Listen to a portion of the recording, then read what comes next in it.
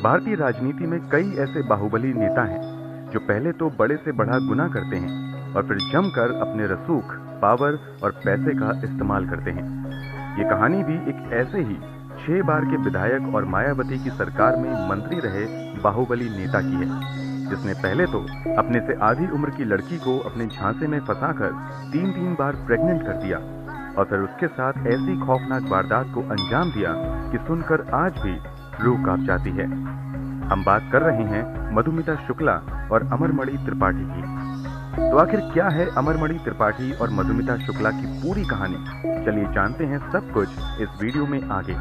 यकीन मानिए, जब आप इस केस के बारे में सिलसिलेवार तरीके से सब कुछ जानेंगे तो आपके लिए यकीन करना भी मुश्किल हो जाएगा। तो वीडियो में अंत तक जरूर बने रहिए। फिलहाल वीडियो में आगे बढ़ने से पहले अगर आपने क्राइम की कहानी चैनल को सब्सक्राइब नहीं किया है तो जल्दी से चैनल को सब्सक्राइब कर बेल आइकन जरूर दबा लीजिए। तो चलिए अब कहानी शुरू करते हैं। 1989 में पहली बार विधायक बनने वाले अमरमणि त्रिपाठी आने वाले वर्षों में उत्तर प्रदेश की राजनीति में बड़े नेता के तौर पर पहचाने जाने लगे थे। उनकी राजनीतिक पकड़ इतनी मजबूत हो चुकी थी कि ये लगातार विधायक तो चुने ही जाते थे। सरकार बदलने के बाद भी ये हर पार्टी की सरकार में मंत्रिमंडल का हिस्सा हुआ करते थे। दूसरी तरफ इस कहानी की दूसरी अहम किरदार मधुमिता शुक्ला बहुत कम उम्र में ही कवि सम्मेलनों के आयोजकों की पहली पसंद बन गई थी। अभी इनकी उम्र 20 साल भी नहीं हुई थी कि तीखे तेवर और शानदार कविताओं की वजह से लोगों ने इन्हें काफी पसंद करना शुरू कर दिया था। पहले तो मधुमिता शुक्ला अपने करियर की शुरुआत छोटे मोटे मंचों पर प्रस्तुति देकर करती थी, मगर जैसे जैसे उनकी लोकप्रियता बढ़ती है इन्हें दूसरे राज्यों से भी बुलावा आने लगता है। इसी क्रम में साल 2000 में मधुमिता शुक्ला के पास दिल्ली में आयोजित एक कवि सम्मेलन में शामिल होने का न्योता आता है। हजारों की भीड़ के सामने कम उम्र की मधुमिता शुक्ला एक मंझे हुए कवि की तरह अपनी कविताएं पढ़ती हैं, जिसे सुनकर हर कोई तालियां बजाने पर मजबूर हो जाता है। यहाँ मौजूद ऑडियंस में उत्तर प्रदेश की राजनीति में बाहुबली नेता के तौर पर पहचाने जाने वाले अमरमणि त्रिपाठी की मां सावित्री मणि त्रिपाठी भी शामिल थी। अमरमणि की मां सावित्री मणि त्रिपाठी को कविताओं से बहुत ज्यादा प्रेम था। प्रोग्राम के दौरान ही जब अमरमणि की मां को पता चलता है कि मधुमती शुक्ला भी लखनऊ की हैं, तो एक ही शहर के होने की वजह से प्रोग्राम खत्म होने के बाद सावित्री मणि त्रिपाठी अपनी 2 बेटियों के साथ खास तौर से मधुमिता शुक्ला से मिलने जाती हैं और पर्सनली मिलकर मधुमिता का उत्साह बढ़ाती हैं। इतना ही नहीं, सावित्री मधुमिता को लखनऊ वापस आने पर उनके घर आकर मिलने का न्योता भी देती हैं। मधुमिता भी अमरमणि त्रिपाठी के राजनीतिक कद से बखूबी वाकिफ थी। इस कारण मधुमिता के लिए अमरमणि की मां से मिलना बड़े सम्मान की तरह था। इसलिए अमरमणि की मां के निमंत्रण को वो खुशी खुशी स्वीकार करती हैं और वादा करती हैं कि लखनऊ वापस आने के बाद वो जरूर उनसे जाकर मिलेंगी।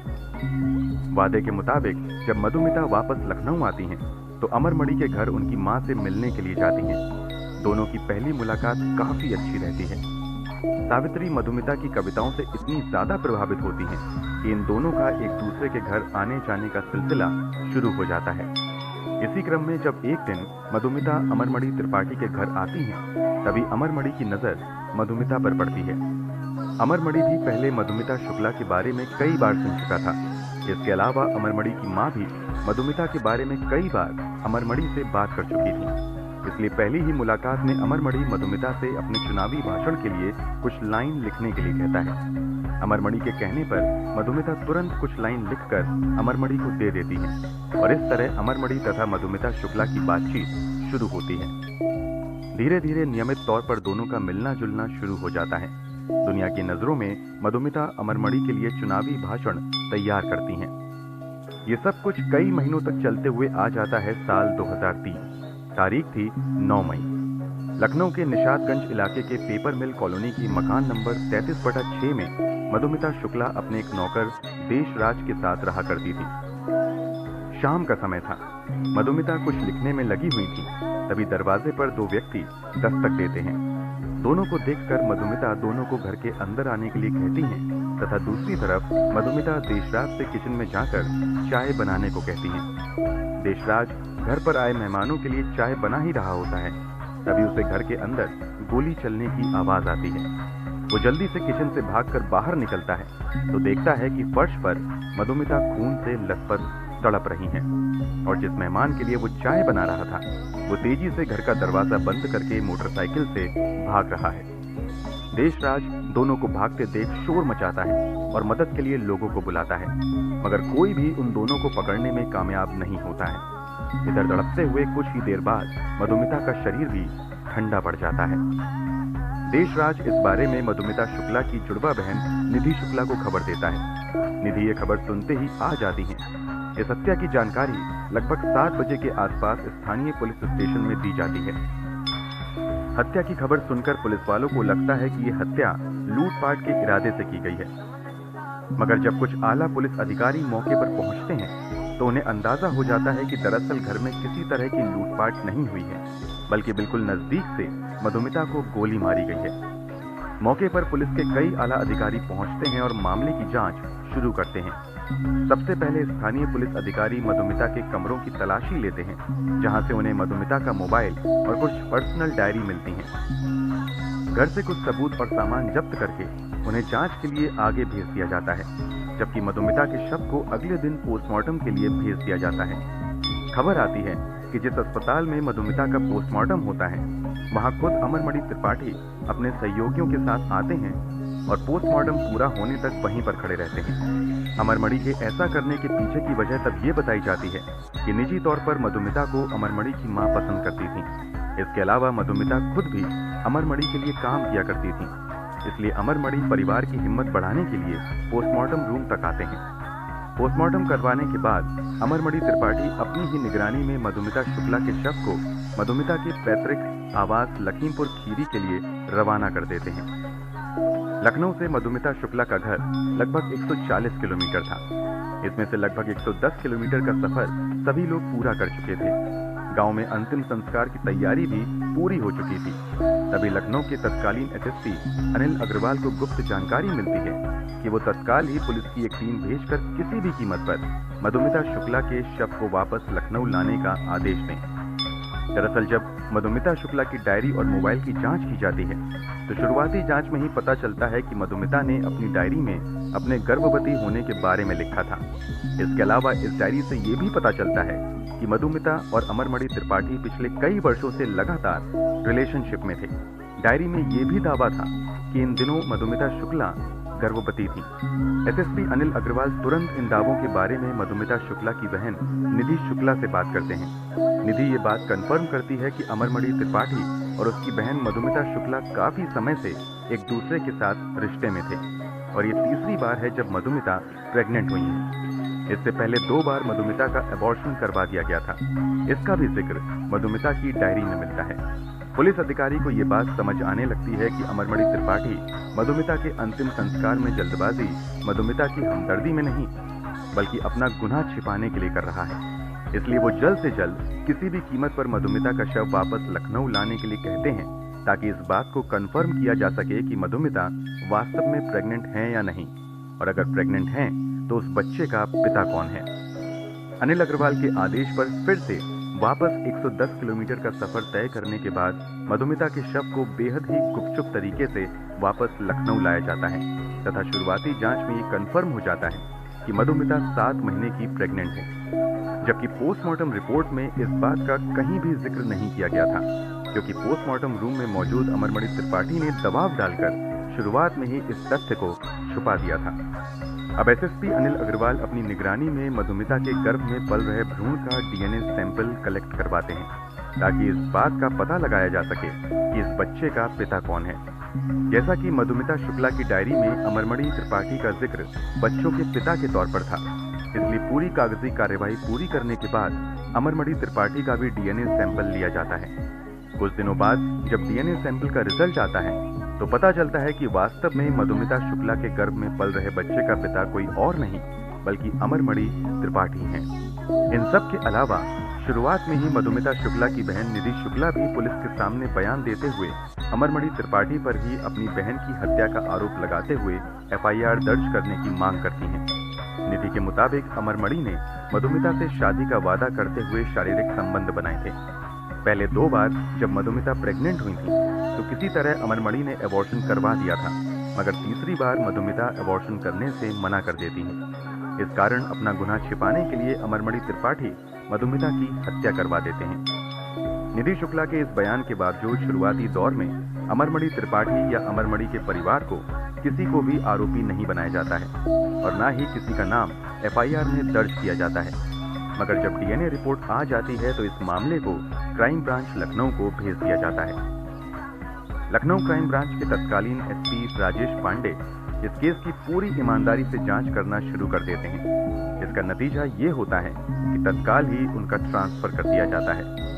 उस समय उत्तर प्रदेश की मुख्यमंत्री मायावती थी और अमरमणि त्रिपाठी तब मायावती की सरकार में मंत्री भी हुआ करते थे। मायावती पर आरोप लगने लगते हैं कि वो अमरमणि त्रिपाठी को बचाने के लिए ही अधिकारियों का ट्रांसफर करवा रही हैं। इसके अलावा लगातार सीबीआई से इस मामले की जांच की भी मांग होती रहती है, मगर मायावती इस मामले को सीबीआई तक नहीं भेजती हैं। हालांकि जब दबाव बहुत ज्यादा बढ़ता है तब इस मामले की जांच सीआईडी को दे दी जाती है।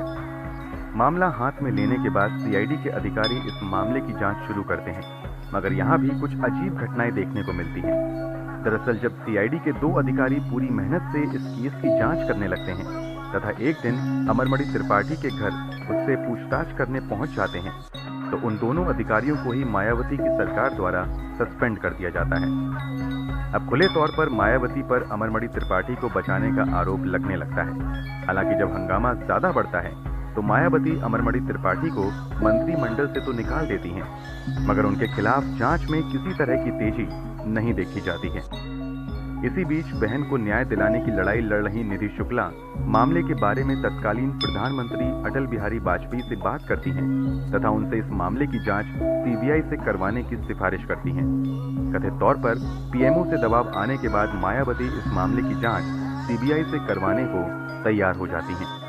17 मई 2003 को आखिरकार इस मामले को सीबीआई के हवाले कर दिया जाता है।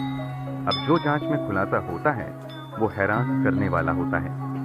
दरअसल इस हत्या में केवल अमरमणि त्रिपाठी का ही रोल नहीं था, बल्कि पूरी साजिश के तहत इस हत्या को अंजाम दिया गया था।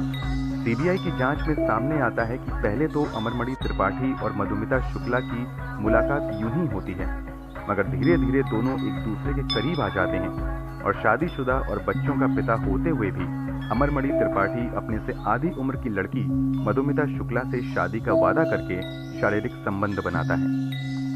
पहले 2 बार मधुमिता जब प्रेग्नेंट होती हैं तो अमरमणि के कहने पर वो अबॉर्शन करवा लेती हैं, मगर तीसरी बार वो अबॉर्शन करवाने से इनकार करती हैं तथा अमरमणि पर शादी करने का दबाव बनाने लगती हैं। इधर इस बात की भनक अमरमणि की पत्नी मधुमणि त्रिपाठी को भी लग जाती है कि अमरमणि का चक्कर मधुमिता शुक्ला के साथ चल रहा है। इस बात को लेकर मधुमणि त्रिपाठी तथा अमरमणि त्रिपाठी के बीच काफी लड़ाइयां होती हैं, मगर अमरमणि अपनी पत्नी के इन आरोपों को नकारते हुए कहता है कि जैसा तुम समझ रही हो वैसा कुछ नहीं है। फिर भी मधुमणि को यकीन नहीं होता है और वो अपने एक करीबी रिश्तेदार भतीजे रोहित चतुर्वेदी से अमरमणि पर नजर रखने को कहती हैं। हमेशा की तरह जब एक दिन अमरमणि मधुमिता शुक्ला के घर मिलने के लिए जाता है तो रोहित इस बात की जानकारी मधुमणि को दे देता है। मौके पर पहुंचकर मधुमणि रंगे हाथ अमरमणि को पकड़ लेती हैं। कथित तौर पर रंगे हाथ पकड़े जाने के बाद सारी सच्चाई अमरमणि अपनी पत्नी को बता देता है। यहाँ पर मधुमणि कहती हैं कि अगर मधुमिता शुक्ला को रास्ते से हटा दिया जाए तो पूरी समस्या ही खत्म हो जाएगी। इसी के बाद मधुमिता के कत्ल को प्लान करने के लिए अमरमणि की पत्नी मधुमणि त्रिपाठी मार्च 2003 में रोहित से मिलती हैं। रोहित मधुमिता को खत्म करने का काम संतोष राय नाम के एक व्यक्ति को देता है। इस सिलसिले में संतोष राय, रोहित चतुर्वेदी और मधुमणि की मुलाकात भी होती है। इस मीटिंग में मधुमणि कहती हैं कि इस काम में जितना पैसा लगेगा वो देने को तैयार है, बस ये काम पूरी सफाई के साथ हो जाना चाहिए। इसी के बाद पूरी प्लानिंग के बाद फाइनली 9 मई 2003 को संतोष राय अपने एक और साथी प्रकाश पांडे के साथ मधुमिता के घर जाता है और पहले थोड़ी देर बात करने के बाद सीधे मधुमिता को गोली मारकर वहां से भाग जाता है। इस पूरे खुलासे के बाद 23 सितंबर 2003 को अमरमणि त्रिपाठी को गिरफ्तार कर लिया जाता है। वहीं इस मामले में संतोष राय सत्य प्रकाश, प्रकाश पांडे, पप्पू, रोहित चतुर्वेदी, मधुमणि त्रिपाठी, अमरमणि त्रिपाठी तथा यज्ञ नारायण दीक्षित नाम के व्यक्ति को कत्ल का आरोपी बनाया जाता है। अमरमणि को गिरफ्तार तो कर लिया जाता है, मगर कुछ ही हफ्तों बाद उसे हाई कोर्ट से बेल भी मिल जाती है। इतना ही नहीं, इस पूरे मामले में जांच के दौरान पावर और पैसे का इस्तेमाल इतना ज्यादा होता है कि एक के बाद एक कई अहम गवाह मामले से मुकर जाते हैं। इसके अलावा केस को नया मोड़ देने की भी कोशिश की जाती है। अमरमणि त्रिपाठी पक्ष की ओर से फर्जी सबूत बनाते हुए ये दावा किया जाता है कि मधुमिता शुक्ला 2002 में ही IIT कानपुर के एक छात्र से शादी कर चुकी हैं, मगर आगे चलकर ये दावा झूठा साबित होता है। अमरमणि की तरफ से ये दिखाने की भी कोशिश की जाती है कि मधुमिता शुक्ला किसी और लड़के के साथ रिलेशनशिप में थी। इसके लिए BSNL के अधिकारियों के साथ मिलकर फर्जी CDR बनवाया जाता है तथा उसे सबूत के तौर पर कोर्ट में पेश किया जाता है, मगर आगे चलकर ये भी फर्जी साबित हो जाता है। भले ही एक के बाद एक फर्जी सबूत और गवाह फेल हो रहे थे, फिर भी अमरमणि त्रिपाठी पर आंच नहीं आती है और वो आजाद घूमता रहता है। इसी के बाद मधुमिता शुक्ला की बहन निधि शुक्ला केस को उत्तर प्रदेश के बाहर ट्रांसफर करने के लिए सुप्रीम कोर्ट में अपील करती हैं। सुप्रीम कोर्ट में मामले की सुनवाई होती है और पूरे मामले को उत्तराखंड ट्रांसफर कर दिया जाता है। अमरमणि त्रिपाठी की जमानत भी रद्द कर दी जाती है। फाइनली उत्तराखंड में इस मामले की सुनवाई शुरू होती है और अमरमणि त्रिपाठी पर लगाए गए सभी आरोप सही साबित होते हैं। इस कारण 24 अक्टूबर 2007 को इस मामले में अमरमणि त्रिपाठी और उसकी पत्नी मधुमणि त्रिपाठी समेत कुल 6 लोगों को दोषी करार दिया जाता है तथा सभी को उम्र कैद की सजा सुनाई जाती है। इसके बाद अमरमणि त्रिपाठी और उसकी पत्नी समेत बाकी आरोपी भी जेल में ही रहते हैं, मगर 2012 में इन सभी को उत्तराखंड की जेल से वापस गोरखपुर सेंट्रल जेल में ट्रांसफर कर दिया जाता है। कमाल की बात तो ये होती है कि उत्तर प्रदेश में वापस आते ही अमरमणि त्रिपाठी कुछ ही समय तक जेल में रहता है और उसके बाद बीमारी को आधार बनाकर खुद को BRD मेडिकल कॉलेज में ट्रांसफर करवा लेता है। मधुमणि त्रिपाठी भी बीमारी के आधार पर इस BRD मेडिकल कॉलेज के VIP वार्ड में भर्ती हो जाती हैं। 2013 में अखिलेश यादव की सरकार में अमरमणि त्रिपाठी और दूसरे आरोपी सरकार से जेल से रिहा करने का अनुरोध करते हैं, मगर अखिलेश यादव की सरकार द्वारा इस मांग को नकार दिया जाता है। इस कारण अमरमणि त्रिपाठी कभी जेल तो कभी अस्पताल में ही रहता है। आपको जानकर हैरानी होगी कि 2023 तक अमरमणि त्रिपाठी अस्पताल और जेल में ही रहता है, मगर 2023 के अगस्त महीने में उत्तर प्रदेश की योगी आदित्यनाथ की सरकार ने अच्छे व्यवहार के आधार पर अमरमणि त्रिपाठी और उसकी पत्नी को आखिरकार जेल से रिहा कर दिया। अब दोनों आजादी के साथ अपनी जिंदगी जी रहे हैं। दूसरी तरफ मधुमिता शुक्ला की बहन निधि शुक्ला आज भी इंसाफ की लड़ाई लड़ रही हैं। दोस्तों, इस पूरे मामले पर आप क्या कहना चाहेंगे? कमेंट बॉक्स में जरूर बताएं। अगर आपको हमारी मेहनत पसंद आई हो तो इस वीडियो को लाइक करते हुए शेयर जरूर करें। अगर आपने अब तक क्राइम की कहानी चैनल को सब्सक्राइब नहीं किया है तो जल्दी से चैनल को सब्सक्राइब कर बेल आइकन जरूर दबाएं। ऐसे ही अपराध की दुनिया से जुड़ी कहानियों के लिए हमारे साथ जुड़े रहें। धन्यवाद।